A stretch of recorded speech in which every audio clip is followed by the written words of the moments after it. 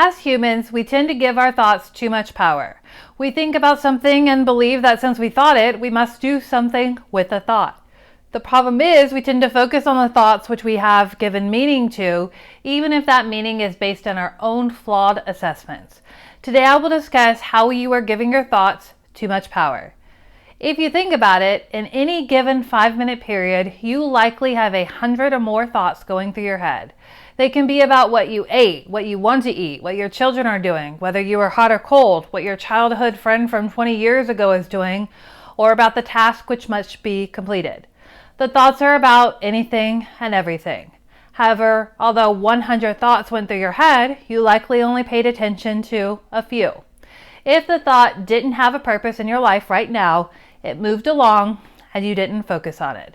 However, if you associate that thought with something relevant to your life at this time, this is when you grab onto the thought which was just passing through and try to do something with the thought.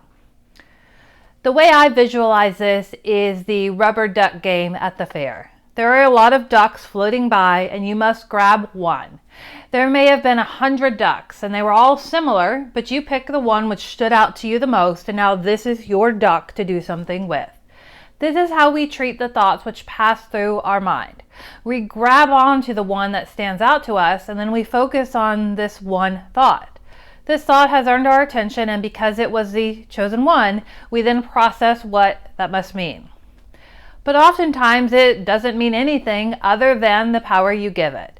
When we grab onto this thought, we somehow then decide this thought can control our behavior or has some sort of influence on our behaviors. If we think about it, it must then also somehow exist in the physical world. The most common place this happens is with anxiety and depression. However, I will focus on anxiety today. When we worry, we think the worry thoughts can better prepare us for an outcome. Again, if we think about it, problem solve, and keep the thought in our mind, it will somehow influence the course of the world, or so we believe. The thoughts then feel scary and powerful because of this belief.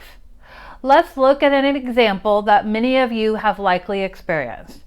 Have you been on a plane and experienced turbulence? You start to worry whether it is safe or if the plane will crash.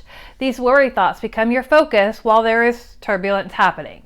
However, your worry only worsens your anxiety as the unknown from turbulence continues. In reality, though, does your worry about the turbulence do anything? Does the plane stabilize when you think, I wish the turbulence would stop? Or does the plane get to its destination safely because you are thinking, this plane can't crash because I have a family I want to see again? The answer is no. Your thoughts do not have a direct influence on the world. Your actions do, but not your thoughts. With your thoughts alone, you cannot change the outcome of something. When we feel out of control of a situation, that is when we grab onto and hold firmly to our thoughts. We believe if we think about the issue enough and come up with the possible outcomes we can prepare for, things will be better. This focus on problem solving makes us feel more in control. The problem is we can start to feel more out of control despite our belief we are in control.